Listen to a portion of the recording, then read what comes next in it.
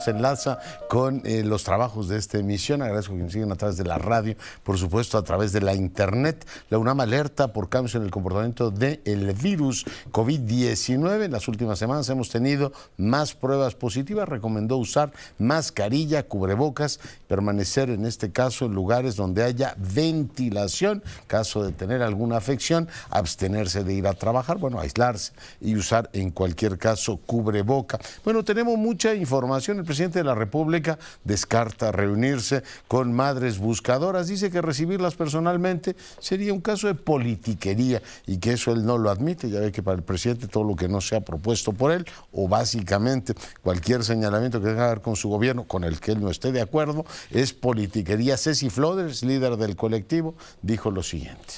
Cuando dice que es politiquería buscar la reunión con usted, se siente una especie de apatía, insensibilidad. En serio, qué lástima, presidente, con todo respeto. Si usted no nos quiere invitar, no nos quiere recibir, pues nosotras lo invitamos a que nos acompañe en una jornada de búsqueda, lo digo con todo respeto. Quizás sienta un poco lo que sentimos y cambie de parecer. Usted conoce la tierra, pero no lo que hay debajo de ella. Qué duro. Bueno, pues eso le dijo Ceci Flores. Xóchitl Gálvez acudió a la Fiscalía para solicitar acceso a las carpetas de investigación que haya en su contra tras los señalamientos del presidente del gobierno de enriquecimiento ilícito. Esto dijo. No vivía en una casa de 100,000 pesos en Houston, donde Baker Hughes tenía contratos con Pemex de más de 20 millones de dólares. Que nada debe, nada teme, yo ando en mi bici. Llego en mi bici, no traigo escoltas, no traigo camioneta blindada, soy una ciudadana común y corriente, bueno, soy una senadora, pero que se conduce como una ciudadana común y corriente y que tengo las manos limpias. Nunca he tomado un peso ajeno y ser empresario no es un delito. Bueno, pues parte de lo que dijo Xóchitl Gálvez. Marcelo Ebrard presentó su plan de salud. Hoy Claudia Sheinbaum habló del tema del cambio climático. Autoridades recuperaron los restos de la aeronave que se desplomó el sábado, en la que viajaba Daniel Flores Nava, empresario operador de Adán Augusto López. Hoy fue sepultado en Guerrero José Guadalupe Fuentes Brito, hombre cercano en este caso a Marcelo Ebrard. El presidente López Obrador reveló que un conductor fue asesinado por presenciar el homicidio de Fuentes Brito y su hijo Manuel Fuentes Calvo. Un presunto representante de los Zetas en Europa fue detenido. En España se trata de un sujeto de nombre Said que dirigía las operaciones del cártel principalmente en los Países Bajos. Le comento que el gobernador de Nuevo León, Samuel García, dice que a pesar de que es un honor de que el presidente lo consiga con posibilidades para competir, no son tiempos para hablar del tema. Ya el presidente está feliz ahí, ya pues no solamente habla de Xóchitl Gálvez todos los días, y ahora ya está hablando también de Movimiento Ciudadano y quienes pueden ser competitivos. Le comento en información internacional que el presidente del gobierno español, Pedro Sánchez, llamó a traducir la mayoría social que se reflejó en las elecciones en una mayoría parlamentaria. Esto dijo. Estoy convencido de que existe una amplia mayoría social para seguir avanzando. Es más, estoy persuadido. Toca ahora traducir esa mayoría social en una mayoría parlamentaria en el Congreso de los Diputados, y es lo que vamos a hacer en cuanto se constituyan las Cortes. Trabajar para lograr una investidura que nos permita seguir avanzando 4 años más. Parte de lo que dijo el presidente del gobierno. Y antes de ir a pausa me quedo con un tuit de Irene Vallejo. A muchos líderes estentóreos, dice, los definen sus odios, no sus ideas. Confunden ganar con gritar y destacar con desgañitarse, siempre en actitud de ataque. Bueno, eso dice Irene Vallejo. Pausa, volvemos. Es un privilegio recibir a la secretaria de Economía el día de hoy en este espacio. Raquel Buenrostro, secretaria, bienvenida. Buenas noches, Leonardo. Buenas noches a ti y a tu auditorio. Oiga, un placer tenerla con nosotros. Muchos observadores decían que este año iba a ser muy complicado en Estados Unidos y en México, pero parece que los presagios más oscuros no se están cumpliendo. Hoy salió la estimación oportuna del Producto Interno Bruto y hemos tenido un crecimiento del 3.6. ¿Es probable que terminemos este año, secretaria, con un crecimiento del 3%? Sí. Yo creo que el 3% fácil sí lo alcanzamos. Todas las informaciones oportunas del PIB ha estado por arriba del 3. Todas. La corte está por arriba del 3. Sí. El último IGAE se nos cae un poquito el sector terciario. ¿Tiene usted información de qué está ocurriendo? No tengo información así exacta del terciario, pero los terciarios son cíclicos porque son mucho de servicios. Entonces también, acuérdense que también los terciarios levantan mucho en vacaciones y en ciertas temporadas.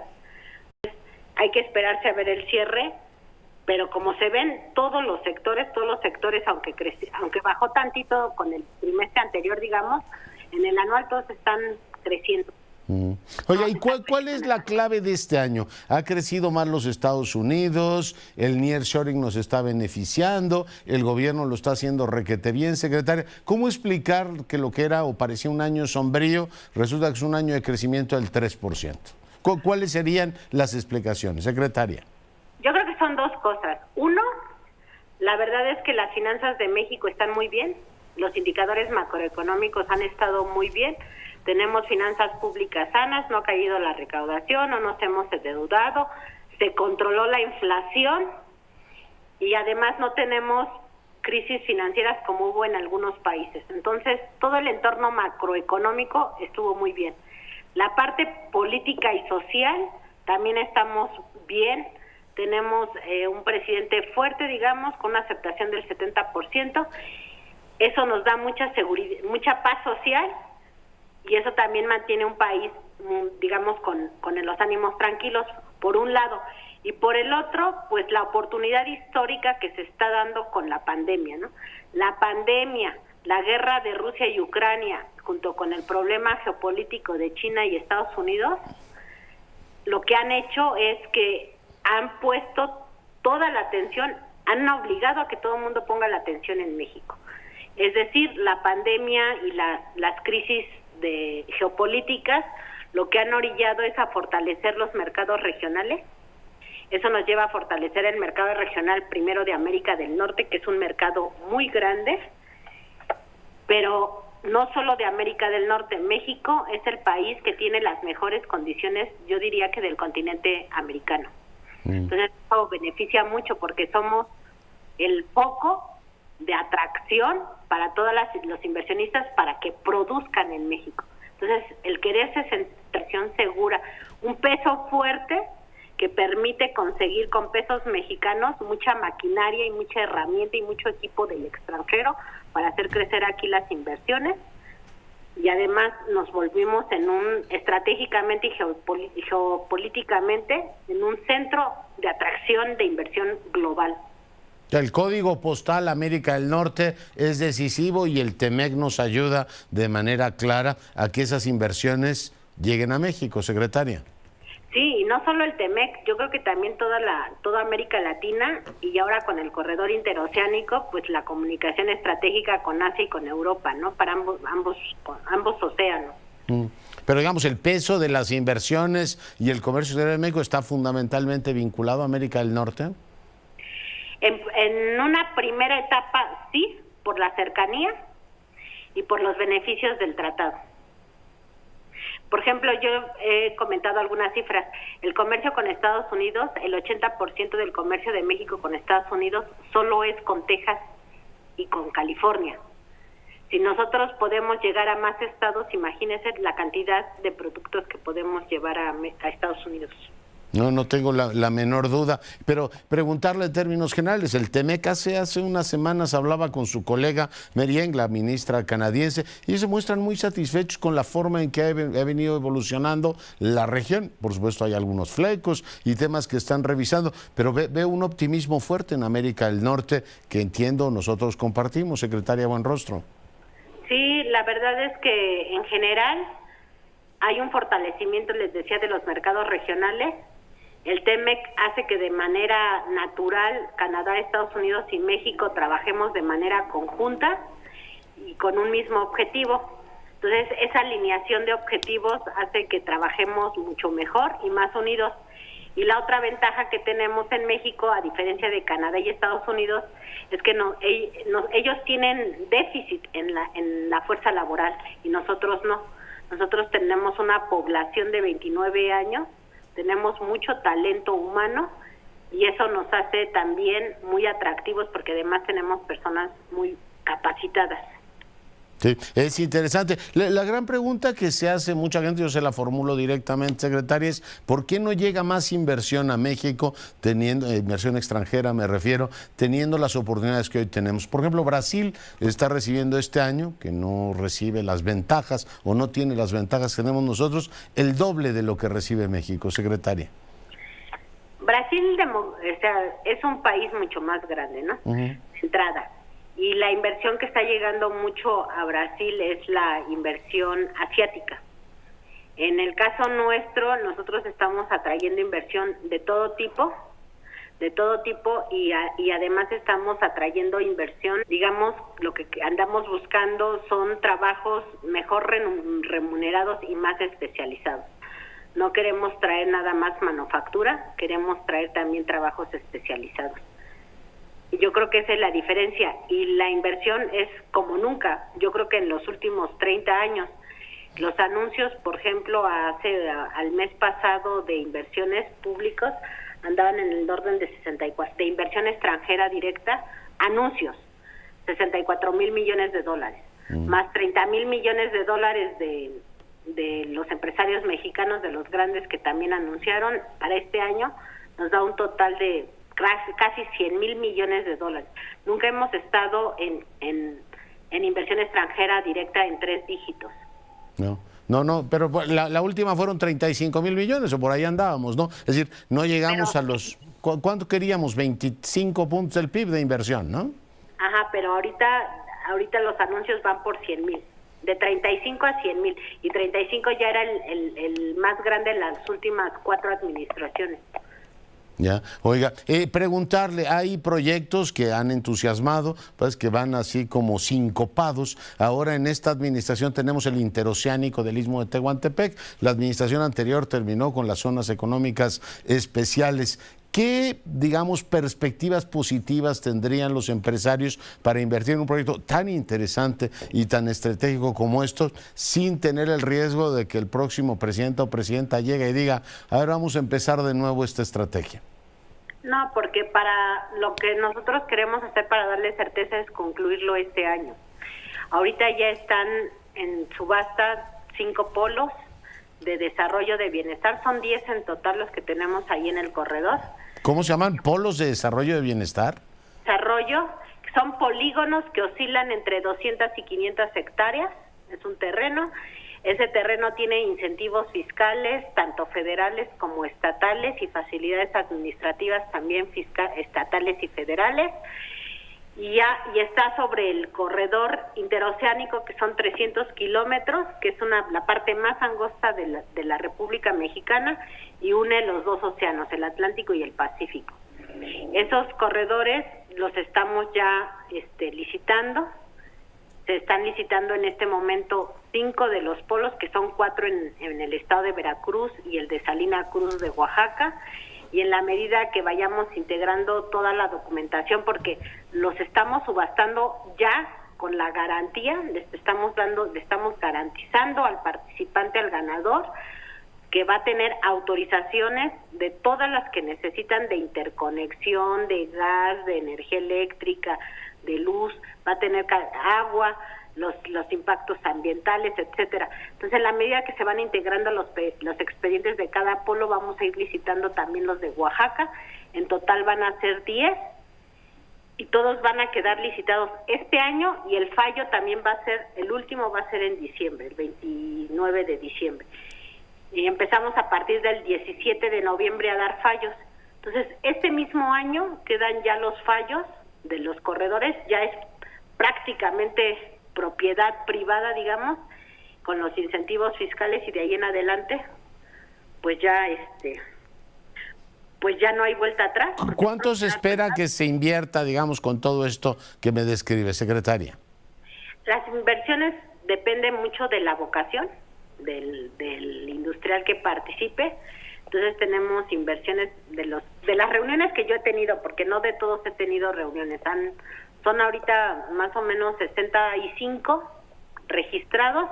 De esos 65 yo he recibido algunas empresas, he tenido reuniones con algunas de esas empresas, y algunas de las empresas que hemos recibido aquí en Economía traen inversiones desde 300, 400 millones de dólares hasta 3,000 millones de dólares. Entonces es muy variante. Entonces vamos a ver cómo se viene el proceso de licitación y qué vocación es la que queda en cada polo de desarrollo. Pues es un proyecto ciertamente estratégico. Desde el siglo XIX México aspira a tener algo así. Ojalá se consolide y sea muy exitoso. Secretaria, preguntarle sobre los temas de la región. Había 2 expedientes, usted me dice si están resueltos o no. Estaba un tema de energía que entiendo que todavía seguían en consultas, no se ha ido a PAN el tema de la energía eléctrica, y estaba también el tema del maíz. ¿En qué van esos 2 expedientes, secretaria? El tema de energía eléctrica, lo que hicimos fue, y lo hemos venido informando, tener reuniones transversales al interior del gobierno para poder explicar a Estados Unidos y Canadá la percepción que tenían ellos de discriminación. Todo ha sido atendido. De hecho, el conjunto de todas las empresas, tanto de Estados Unidos o canadienses, que estaban impulsando o empujando estas consultas, todos los temas fueron atendidos. Algunos temas que estaban atrasados era más bien por los tiempos que se cerraron en México, como en todo el mundo, de la pandemia, porque hubo trámites que se suspendieron o que se fueron rezagando porque hubo ventanillas que se cerraron durante la pandemia, ¿no? Yo les digo, si ahorita queremos sacar un pasaporte de Estados Unidos, una visa de Estados Unidos, nos la programan para el 2026. Pues no se espanten que nosotros también vamos atrasados con algunos permisos, ¿no? Entonces, ya se está regularizando los tiempos y estamos buscando la manera nada más de, a lo mejor, si podemos firmar un acuerdo, un convenio, un memorándum de entendimiento para darle seguimiento y ver que se concreten todos estos permisos, pero ya como seguimiento, no como una consulta, porque ya fue desahogado el tema, digamos, principal, o la preocupación principal ya fue atendida. Y en el caso para los 2 países, entiendo que iban los 2 en eso, ¿no? Sí, con Canadá prácticamente ya no tiene ningún pendiente, y con Estados Unidos en eso estamos, y si llegamos a un buen entendimiento en estos próximos días, podríamos llegar a un acuerdo de entendimiento, dar por terminada la consulta y nada más establecer un mecanismo y un procedimiento para darle seguimiento a estas gestiones. ¿Y el tema del maíz, secretaria Buenrostro? En el tema del maíz es un tema más político que técnico. Y cuando digo político no me refiero a México, sino a Estados Unidos, porque Estados Unidos, toda la región del centro de Estados Unidos es una zona de maíz. Ahí es Iowa define elecciones, ahí es donde se dan el primer conteo de votos de las elecciones primarias, y Estados Unidos está viviendo un proceso electoral complicado, muy dividido, y pues todo lo que abone para mover la balanza, pues está en juego con todos los actores políticos que hay. Esta presión incluso viene por parte del Congreso, no viene por parte del Ejecutivo de Estados Unidos, sino por parte de los congresistas, los senadores y los diputados republicanos. Entonces, pues hay que atenderlo como es. Si es un tema político, se atiende políticamente, y si es un tema técnico, nosotros estamos confiados que la parte técnica no tiene ningún problema, pues lo atendemos técnicamente. Entonces ahí estamos en pláticas. La parte técnica no ha tenido ningún sobresalto, y la parte política es la que luego son las declaraciones de algunos congresistas. Pero más allá de las declaraciones de los congresistas no tenemos otro tema. ¿El decreto para restringir la importación de cierto tipo de maíz entraría en vigor en 24 o en 25, secretaria? No, se cambió la redacción, ya no hay prohibición. Ya no habría prohibición. No hay prohibición. Sí, la inconformidad era con un decreto del 2020 que se abrogó, lo bajamos. Efectivamente, sí tenía algunas imprecisiones y algunos problemas, lo quitamos, se publicó otro en enero de este año, y con el decreto que publicamos en enero de este año ya se eliminó cualquier acto que se pudiera considerar o presumir violatorio de cualquier tratado. Oiga, otro irritante que había en la relación bilateral, no sé si llega irritante, pero en todo caso ha sido motivo de conversación, es el de la empresa esta Vulcan. El presidente de la República decía que ya tenemos listos 6.500 millones de pesos para comprarles los terrenos y que le iba a hacer la propuesta a la contraparte norteamericana. ¿Tenemos alguna información sobre el particular, secretaria? Mire, en el caso de los arbitrajes internacionales tenemos varios, no es solo el caso de Vulcan, son varios casos que estamos, digamos, revisando. En general, básicamente el más del 90% de los casos que se van a arbitraje internacional los gana México, y los que pierde se paga en promedio, un promedio global, el 15% de lo que normalmente piden las empresas. Porque siempre que se van a arbitraje inflan mucho los números, y ya en el peor de los casos que llega a perder México se revisan y se va como al 15% en promedio. Pero aquí, ¿sabe si, por ejemplo, a Vulcan le pareció interesante la propuesta que formuló el Ejecutivo? Yo no conozco, no estoy en el grupo negociador. Tengo entendido que se lo encargaron al embajador Esteban Moctezuma. Correcto. El embajador Esteban Moctezuma es el que lo está viendo con Vulcan, y pues la verdad es que es un acto de ellos tienen una concesión, ¿no? Sí. Entonces, cuando un gobierno por algún tipo de política pública quiere recuperar una concesión, se puede, está la ley, y simplemente hay que dar una indemnización. Y eso pasa en cualquier país del mundo, y prácticamente todos los gobiernos de todos los países, dependiendo de sus políticas públicas, en algún momento ocurren a una indemnización, ¿no? Cuando se hacen proyectos, en general impulsados por las políticas de gobierno, porque queremos promover alguna zona y a lo mejor esa zona tiene una concesión, recuperamos la concesión y luego la impulsamos para lo que queremos hacer. Y eso pasa en todo el mundo. Entonces, aquí, con independencia del arbitraje internacional, lo que hizo el presidente a través del embajador fue decirle, oye, yo quiero recuperar esa concesión. Te compro tus terrenos, ¿no? Y te indemnizo, y la indemnización que te propongo son 6.500 millones de pesos. No le podemos comprar los terrenos porque son nuestros. La concesión, sí, para que ya no lo explote. Sí, lo entiendo. Ajá, los terrenos es propiedad de la nación, y nada más es una indemnización para que no ocupe su concesión. Para que yo no los explote. El resto del tiempo que tiene. Ajá. Comprendo. Y la verdad, yo no sé si conozcan la zona, pero la verdad es una deforestación completamente agresiva. Hace unos días estuvieron ahí los jueces que están revisando el arbitraje, y volaron la zona para tener una idea más clara del impacto ambiental que ha hecho la mina en la zona. Muy bien, pues veremos en qué termina eso. Secretaria Buenrostro, le agradezco mucho el tiempo que ha estado esta noche con nosotros. Ándele, mucho gusto, hasta luego. Que le vaya muy bien. Raquel Buenrostro, la secretaria de Economía, hoy conversando con usted, y ya está aquí, me viene a reclamar por lo que le dije hace rato. Salomón Chertorivsky, aquí presente, me remitió un libro magnífico de Julio Frank en diciembre del 22, con felicitación navideña, y el Servicio Postal Mexicano me lo entregó hoy. Es que es increíble. No te puedo. A ver, Salomón. No. Bueno, aquí está. Una disculpa. No, pero ¿tú por qué? ¿Tú eres el titular de el Servicio Postal? No, una disculpa, porque has de haber pensado, qué grosero que después de tanto cariño, tanto afecto, no me envía un presente de fin de año. Yo creo que se confunde, dice, con profundo agradecimiento, enorme amistad. Yo creo que está pensando en otros, Salomón. Este iba a alguien más, seguro. Bueno, pero... Este iba para Ricardo Becerra, no hay duda. Este se lo entrego, hermano. ¿Qué tal, Pero además, bueno, un libro pertinente. Pero yo hacía la reflexión que sí, los servicios públicos igualadores, uno de ellos es el correo, en este país nos queda a deber, pero en serio. ¿Pero de qué tema vamos a hablar tú y yo? Mira, Leonardo, y me da mucho gusto saludarte a ti, al auditorio.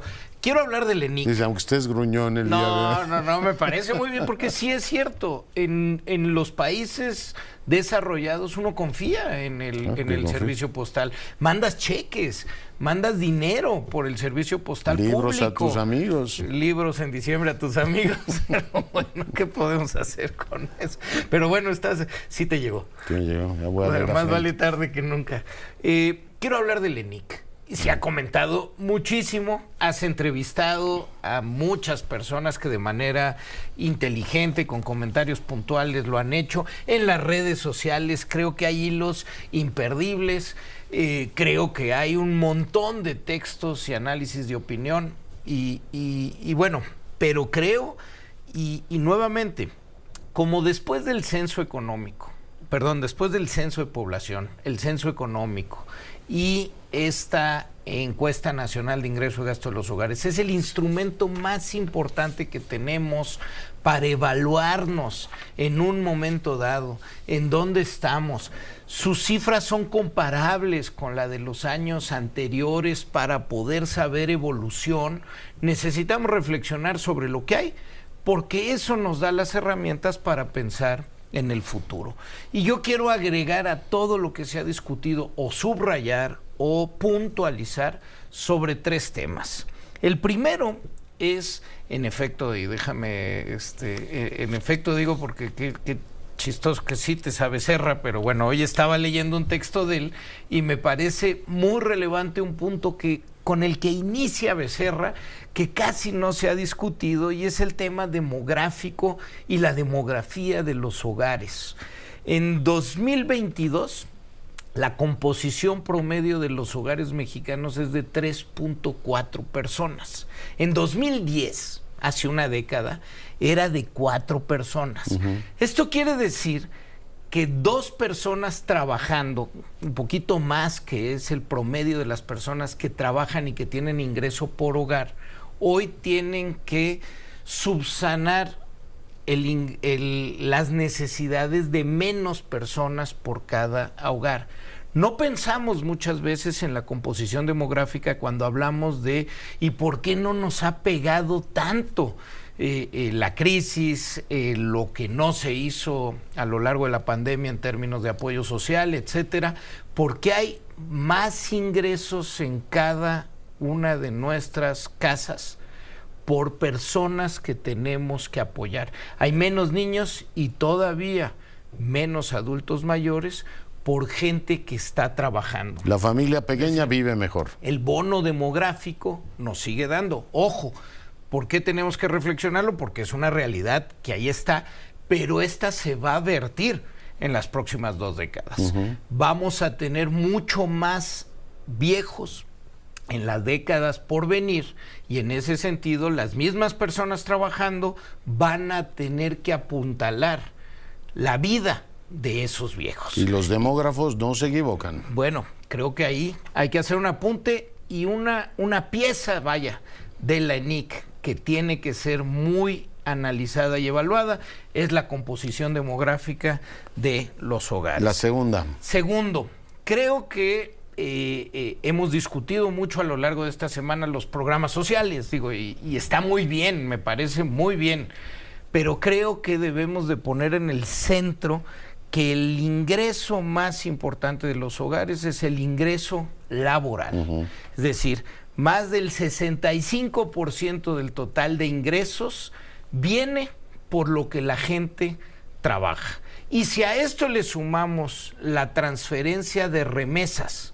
que está en el rubro transferencias, que también creció de manera muy importante las remesas, pero si vemos de dónde provienen las remesas, esas también vienen del trabajo de nuestros connacionales en los Estados Unidos. Sí. Es decir, 2/3 partes, un poco más, de todos los ingresos que perciben los hogares vienen del trabajo. Y por ello, la política salarial, lo que tiene que ver con el trabajo y las condiciones dignas de trabajo, tienen que ser una realidad que debemos de seguir discutiendo. ¿Cuáles van a ser las metas a alcanzar del salario mínimo? Porque aún hoy, una familia que recibe un salario mínimo, después de desayunar, comer y cenar, le sobran solo 60 pesos para todo lo demás, para todas las necesidades. Y el tercer punto que quería subrayar es el tema de la salud. Eso sí, estamos en un momento trágico. De 20 millones, de 16 millones de personas que en 2018 declaraban no tener servicios de salud, hoy son, y lo veremos con las cifras de Coneval, 50 millones de mexicanas y mexicanos que no tienen hoy atención médica. 34 millones en lo que va de esta administración. Las familias disponen casi una tercera parte de todos sus ingresos para el gasto de bolsillo, de todos sus gastos. Más de 1 millón de hogares cayeron en gastos catastróficos, es decir, en gasto empobrecedor por una enfermedad de alto costo y un sinfín de otras cosas que tenemos que seguir analizando. Sí, ya no te pude preguntar, el presidente cuándo se afilió a Movimiento Ciudadano, que lo veo ya disponiendo de quiénes son los candidatos en Nuevo Pues León. le gusta meterse en todo, ¿no? Pero bueno, quedémonos en los temas importantes y los temas electorales, respetando la ley, los discutimos. Ya está la presidenta del Consejo Rector de Transparencia Mexicana, María Marván, en el enlace. Doctora, ¿cómo estás? Muy bien, muy buenas noches, Leonardo. Buenas noches a ti y a todo el auditorio. ¿Qué tema elegimos para comentar esta semana? Pues mira, yo creo que hay que hablar de manera muy seria sobre la titánica tarea que tienen las autoridades electorales para reencauzar el proceso electoral a la legalidad. No son fáciles las decisiones que están tomando. La normatividad electoral hay que reconocer que está rebasada. Hace un mes el presidente dio el banderazo de salida a todos los candidatos o precandidatos de Morena cuando les pidió que renunciaran y ellos obedecieron y se salieron a hacer campaña que no es campaña, pero que sin lugar a dudas es ilegal. El Frente Amplio por México empezó también a hacer un proceso de selección que de alguna manera también contraviene la normatividad. López Obrador claramente advirtió desde entonces que su plan C, dado el fracaso de la reforma electoral, era ganar a la buena o a la mala el Congreso y la presidencia. Y ahora el tribunal le pide al INE que emita unos lineamientos, es decir, por un lado, más normatividad, más complejidad para los procesos electorales, le pide también que contabilice los gastos de este proceso que no es campaña, pero que se parece mucho a una campaña, tanto por supuesto del Frente Amplio por México como de los precandidatos de Morena. En realidad, lo que estamos viendo es una necesidad de meterle un viso de legalidad a un activismo que de suyo es ilegal. En esta lógica, además, se le han dado órdenes específicas al presidente para que deje de incidir en el proceso, mismas que no las está cumpliendo. El martes volvió a hablar sobre las encuestas preelectorales. El fin de semana valida a 2 posibles precandidatos por parte de Movimiento Ciudadano. Y la verdad es que yo creo que tenemos que darnos cuenta que el riesgo que estamos es en el riesgo de que las autoridades electorales pierdan el control sobre el proceso electoral y finalmente no haya causas legales para reconducir un posible conflicto electoral. Creo que la situación en la que estamos es muy preocupante y no veo cuál pueda ser una buena salida de esto. Pero tú en este caso ves un INE que entra inexperto, un INE innecesario en este caso, o simplemente un INE inadvertido por los propios actores políticos, María. Un INE que entra tarde, que entra de manera dubitativa y que por supuesto, vamos a usar palabras como de la directora de secundaria, un INE al que ya le tomó la medida los actores y vieron que no pasa nada si no obedecen las reglas electorales. Es decir, estamos en la posibilidad de ir a un proceso electoral sin reglas que la autoridad puede exigir que se cumplan. Ya, absolutamente. Bueno, pues así estamos, y a mí lo que me genera inquietud es que cuando el INE reaccione o el tribunal reaccione, nos puedan decir que el proceso del 24 pues tiene severas deficiencias, o que algunos de los candidatos o candidatas, por adelantarse, haber gastado más o haber violado cierta disposición, quedan fuera, y en vez de tener la fiesta en paz, podríamos tener una crisis política, María. Creo que ese es exactamente el tema de mi preocupación, que estamos poniendo todos los ingredientes posibles, o las autoridades electorales están poniendo todos los ingredientes posibles para una crisis política cuya resolución sería de pronósticos reservados. Esa es la preocupación del central. Bueno, oye, y mientras tanto todo esto ocurre, el INAI ya se nos olvidó, pero sigue sin integrarse. Así es, el INAI ya tiene más de 120 días sin poder funcionar. Ya estamos a un mes de que inicie el proceso legislativo. Lo que no vemos todavía claro es cuál va a ser la salida, y finalmente también en este proceso electoral inciden de manera importante falta de transparencia y falta de acceso a la información pública gubernamental. En las órdenes mismas que han dado las autoridades electorales, ahora tienen la obligación de contabilizar los gastos, y la verdad es que las cuentas de las que habló la semana pasada Mario Delgado son francamente ridículas, donde nos dice que una cantidad de espectaculares que todos hemos visto a lo largo y ancho de la República Mexicana tienen cero costo, porque no fueron gastadas o ordenadas a poner por el propio candidato o la propia candidata. Creo que estamos en una situación muy delicada, sin transparencia, sin acceso a la información, sin gastos de esta pre-campaña, y sin una autoridad que pueda obligar a los actores a regresar al carril de la legalidad. Así es. Doctora Marván, pues como siempre, muy agradecidos contigo. Muy buenas noches a ti y al auditorio. Y seguimos pendientes. Mañana, por supuesto, ampliaremos este tema del hijo de Petro, que fue detenido en este caso. Bueno, ahí dicen que hay irregularidades en el allanamiento, pero bueno, la historia es que la exmujer dijo que había recibido dinero indebidamente para la campaña y que se lo había quedado él. Es un asunto matrimonial, bueno, un matrimonio que tiene un final, como ocurre en muchas partes del mundo, un final terrible. Ahí la esposa hace acusaciones en contra del marido, que resulta ser el hijo del presidente, y bueno, pues resulta en este caso él indiciado por estos temas, un manejo de dinero importante. Vamos el día de mañana a dedicarle un poquito más de tiempo a esta historia, que tiene mucha miga por lo que significa Petro, no solo para Colombia, sino para América Latina toda. En fin, de todos estos temas hay que, por supuesto, seguir pendientes, igual que seguimos pendientes de la situación en Ecuador, que es cada vez más tensa. Bueno, y seguimos con la información. Hace unos días comentábamos con Santiago Krill este tema de la legislatura que termina y la legislatura que empieza. Hace también algunos días Miguel González Compeán, con quien me enlazo, trató el tema en su texto semanal. Mi querido Miguel, ¿cómo estás?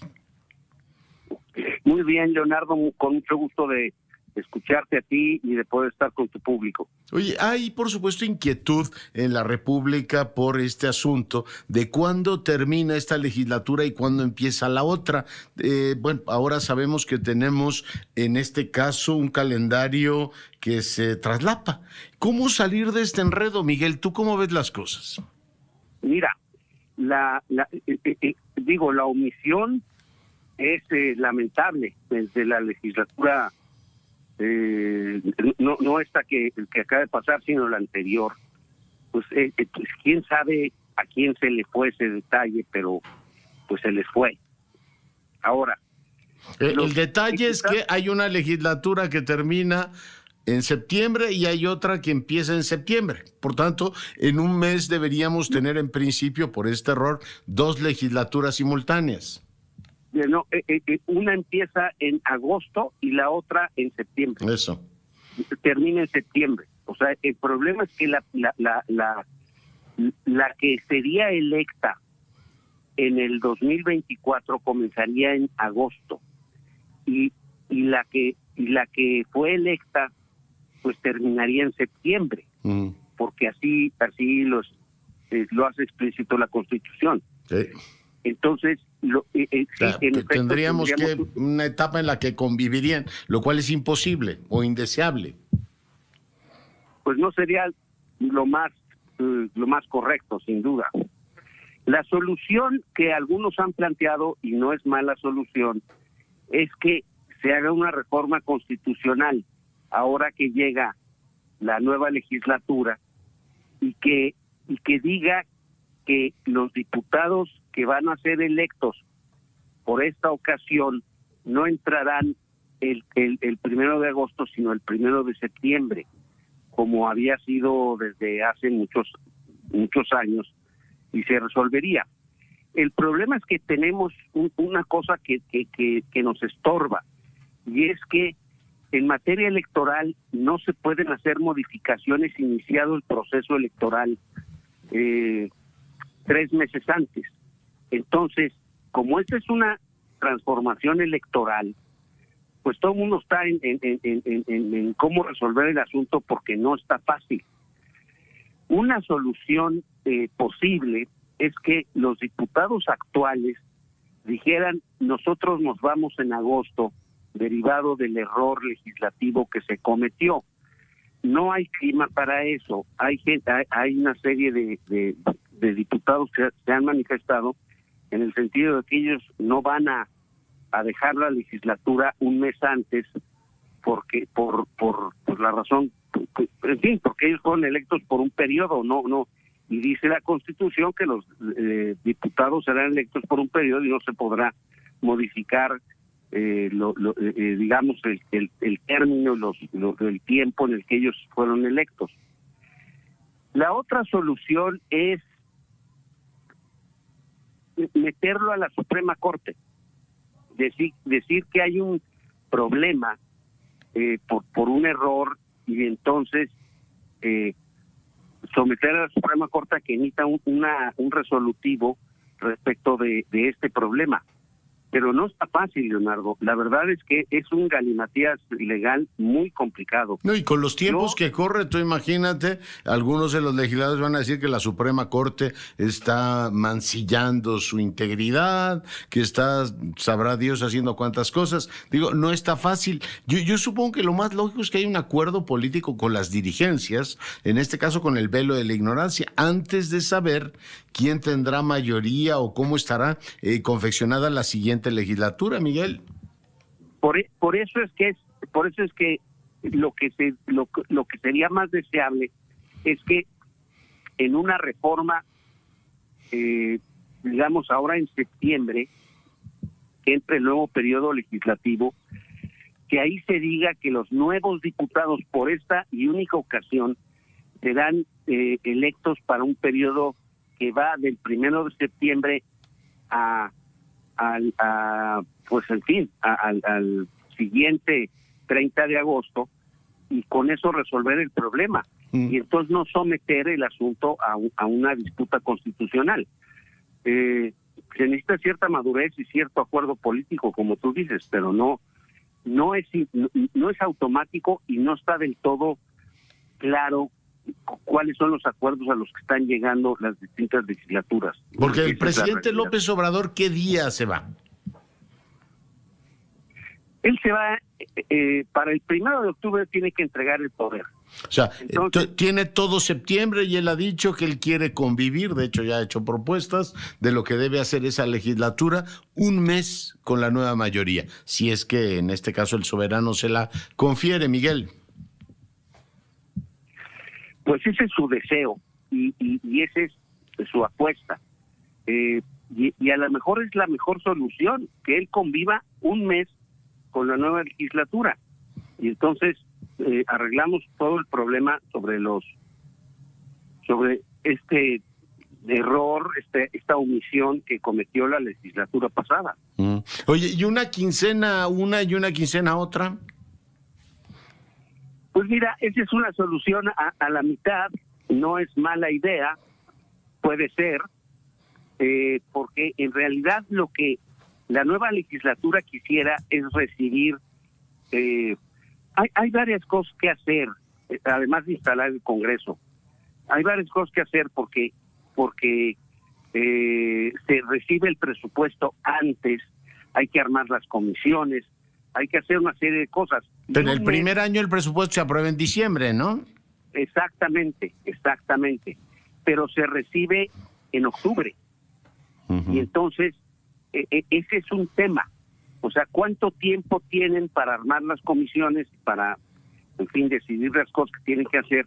Y entonces 15 días pueden ser mucho o 15 días pueden no importar. Ya. Pero Oye, pues eso es lo que está evaluando los partidos. ¿Y puede ayudar el hecho, mi querido Miguel, de que algunos de estos legisladores, algunas de estas legisladoras podrían reelegirse? Pues a lo mejor, Leonardo, pero... Diga, no discuta si usted misma va a ocupar esa curul. O sea, lo único que cambiaría es el número de la legislatura. Pues sí, pero no sabemos quiénes van a quedar, porque en democracia pues no hay una certeza de quiénes quedan y quiénes no. Menos mal que tenemos esa sana incertidumbre. Pues menudo lío que tenemos, doctor, y veremos en qué términos lo resuelven. Pero pues lo ideal sería un acuerdo impersonal, así con el velo de la ignorancia, diciendo ni para ti ni para mí, y tratar, cosa rarísima en estos tiempos, de no politizar el asunto y tratar de ver ahí alguna maniobra oculta, ¿no? Mira, lo acabas de decir muy bien. El problema es que no se politice en términos partidistas. El asunto sería que todas las fuerzas políticas estuvieran de acuerdo en enmendar el error y sacar la mejor solución posible para beneficio de la nación, no para beneficio de un partido o de otro. Esa sería la solución, deseable. Muy bien. Pero es muy posible que, dadas las circunstancias y dependiendo de cómo se da la contienda presidencial, pues a ver cómo resulta el asunto. Esa es la parte que a todos nos genera una duda. Yo no tengo una opinión definitiva. Tiendo a pensar que lo mejor es que hay una reforma que se apruebe realmente de inmediato y que haga que la legislatura, por única vez, la que viene, tome protesta el 1 de septiembre y hasta el 1 de agosto. Y eso sería lo más pulcro, pero pues no sé si estamos en esas condiciones, la verdad. Muy bien. No tengo un pulso para eso. Miguel, te agradezco mucho el enlace y te mando un gran abrazo. Y otro muy grande, mi Leonardo, saludos a todos los tuyos y a tu público, por supuesto. Muchas gracias, Miguel González Compeán, hoy conversando con usted sobre este tema tan delicado. Nos vamos, yo soy Leonardo Curcio, en nombre de todo el equipo, le agradezco su preferencia, sigue nuestras frecuencias y sea rabiosamente feliz, se lo merece.